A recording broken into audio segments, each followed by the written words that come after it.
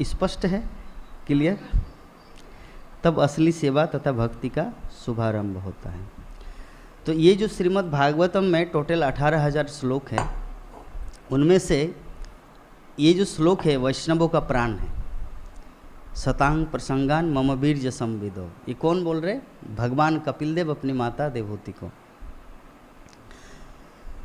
तो माता देवहूति वो माँ बन के नहीं आई थी अपने पुत्र के पास, वो शिष्या बन के आई हैं।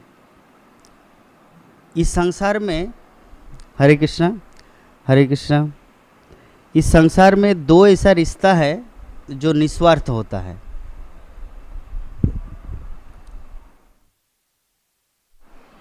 हरे Krishna Hare Krishna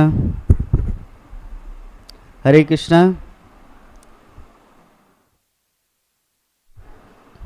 Hare Krishna. Clear? Live clear?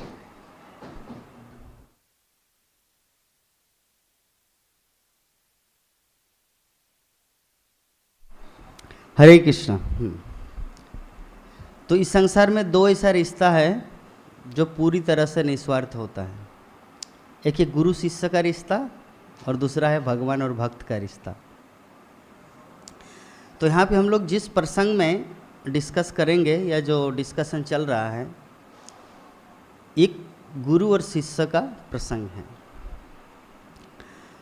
जब कर्दम मुनि घर छोड़ के चले गए, मतलब अपनी पत्नी को छोड़ के चले गए, तो अपनी पत्नी को ऐसे ही नहीं छोड़े, उनको पहले आश्रय दिया।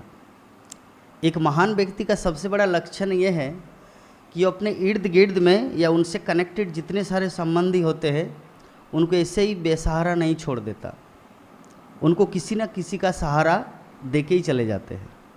हम लोग श्रीधर स्वामी के प्रसंग में जानते हैं। अभी कोई मन में प्रश्न आ सकता है, जो श्रीधर स्वामी अर्थात श्रीमद् भागवतम का टीकाकार, वो सर्वप्रथम ब्रह्मचारी थे। उसके बाद उनके गुरुदेव ने कहा कि तुमको गृहस्थ जीवन में प्रवेश करना चाहिए।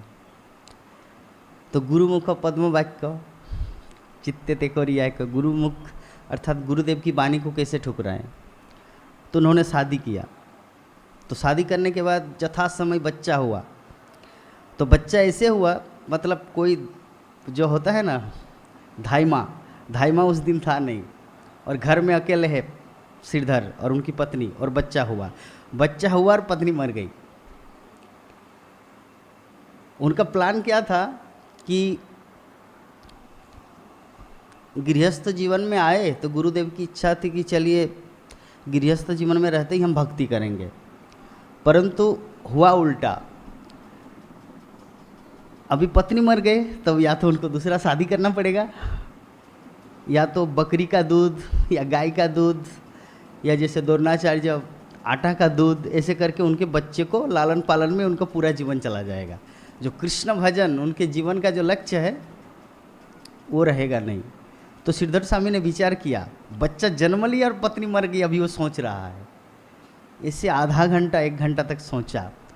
तो छत के ऊपर देखा, मतलब उनका जो घर का एक टिकटिकी, क्या बोलते हैं टिकटिकी को, क्या बोलते हैं हिंदी में? टिकटिकी, अरे यस रुकिए, मैं तो भूल ही गया। नहीं, गिरगिट अलग होता है, गिरगिट तो अपना रंग बदलता है। छिपकली, थैंक यू सो मच। तो जो छिपकली जो है वो मतलब दीवार पे ऐसे चल रहे हैं, एक अंडा था, अंडा नीचे गिरा, एक बच्चा निकला छिपकली का, और फिर एक कीड़ा आया और बच्चे के मुंह में आहार बन गया। तो श्रीधर स्वामी से सोच में लग गया, हाँ मेरा बेटा जो पुत्र हुआ है वो तो मनुष्य है, 84 लाख जीव जन में सर्वोपरि है। एक साधारण सी छिपकली अंडे से बच्चा जन्म लिया और उनके मुख में एक आहार, एक दूसरा कीड़ा आ गया। तो ये अरेंजमेंट किसने किया? ये तो इत्तेफाक से होगा नहीं, अचानक से तो होता नहीं। इसके पीछे एक डिवाइन अरेंजमेंट है, मतलब भगवान की सुव्यवस्था है। तो उन्होंने सोचा कि अगर साधारण से एक छिपकली के बच्चे को अगर भगवान आहार दे सकता है तो मेरा बच्चा थोड़ी मरेगा। तो बाहर वो चला गया और बाहर से ताला लगाए, ताला नहीं लगाए, जस्ट फिटकिरी लगाए और रात को ही सन्यास ले लिया। सुबह सुबह हुआ, सभी लोग, गांव वाले लोग, बच्चे का आवाज़, सभी रो रहे हैं, चिल्ला रहे हैं। तो जाके दरवाज़ा खोला, अरे बच्चा जन्म लिया, पत्नी मर गई और श्रीधर कहाँ गया? तो श्रीधर चला गया भगवान की सेवा के लिए। तो अभी ये प्रसंग मैंने इसीलिए बोला कि कर्दम मुनि जब देवहूति को छोड़ के गए, वो किसके सहारे छोड़ा? उनका पुत्र कपिल देव, कि कपिल देव उनको आध्यात्मिक ज्ञान भी देगा और मेटेरियलिस्टिक दृष्टिकोण से उनका भरण पोषण भी करेंगे, क्योंकि पुत्र है। तब वो संन्यास लिया। तो उसी प्रकार मन में जो कन्फ्यूजन आए, प्रभु जी श्रीधर स्वामी तो ऐसे ही छोड़ दिया था, वो तो किसी का सहारा नहीं, उनका सहारा था। जब छिपकली के बच्चे को अगर भगवान आहार दे सकता है तो ये तो मेरा मनुष्य का बच्चा है।